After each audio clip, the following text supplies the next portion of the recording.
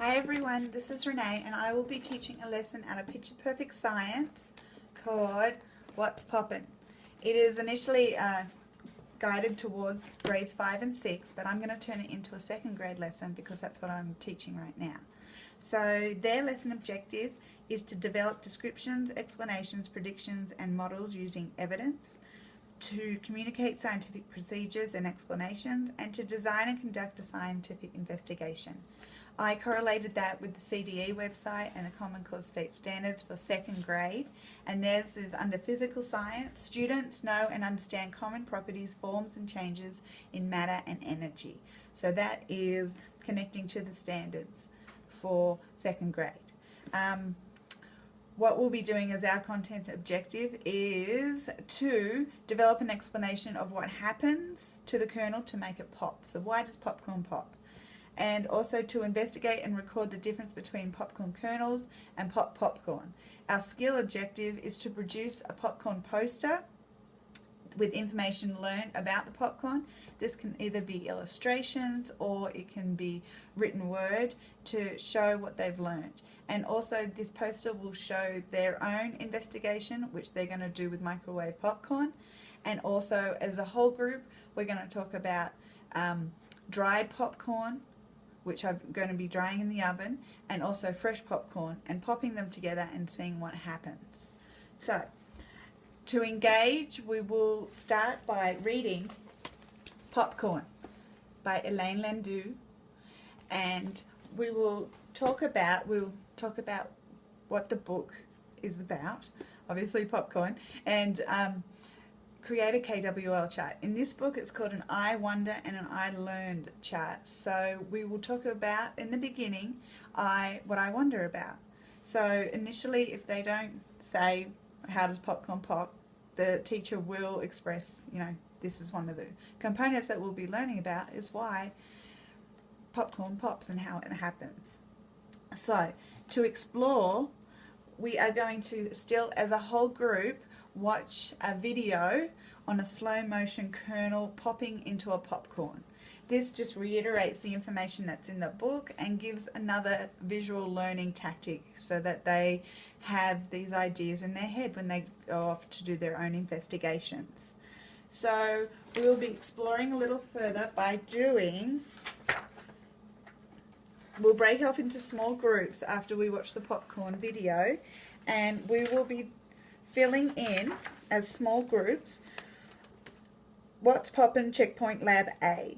So what we're going to do as a small group is, using hand lenses, draw pictures of an unpopped popcorn and a popped popcorn. The next thing we're going to do, after watching the video, reading the book and talking about I wonder questions, is to write down as a small group, what differences do you observe between the unpopped and the popped popcorn? And then, what do you think happens inside the popped popcorn kernel when it was heated? So again, we've had two different types. We've had visual from the book and audio through the video to start working out their explanation and investigation of why popcorn pops.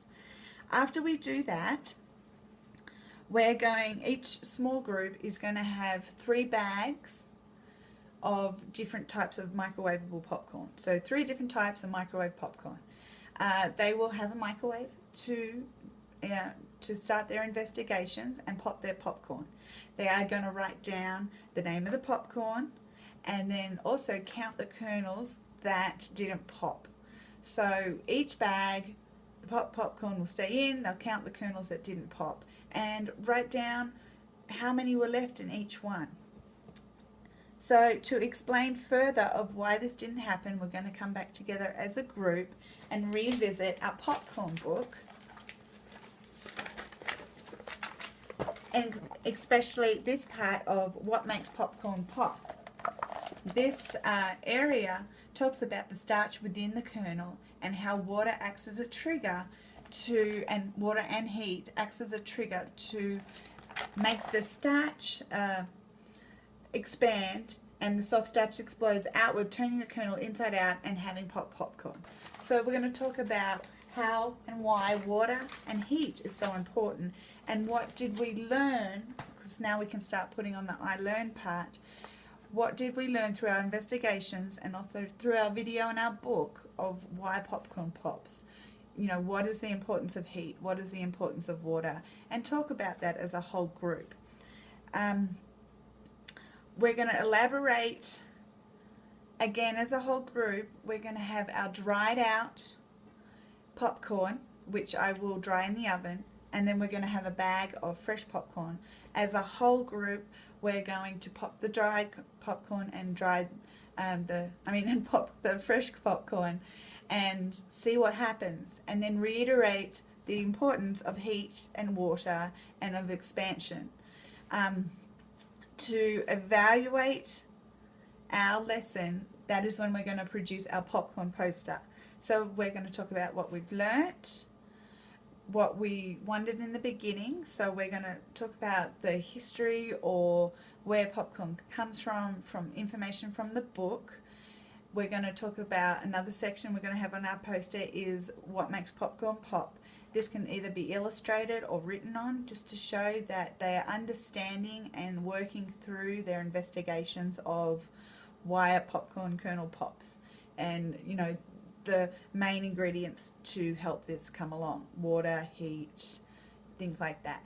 The third part of the poster will be their small group investigation from the 3 different types of popcorn, which one had the most kernels left over, why did they think this was, and then another part will be the whole group, where we did our dried out popcorn kernels and our fresh popcorn, and why didn't the dried popcorn make popcorn, and why did the fresh popcorn make popcorn just fine.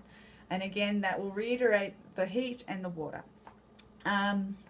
So to accommodations, we will be writing exercises, we'll also be drawing, we'll be talking, we'll be using partners, small groups and whole groups. The teacher will be able to work their way around to help small groups as well as instruct large groups.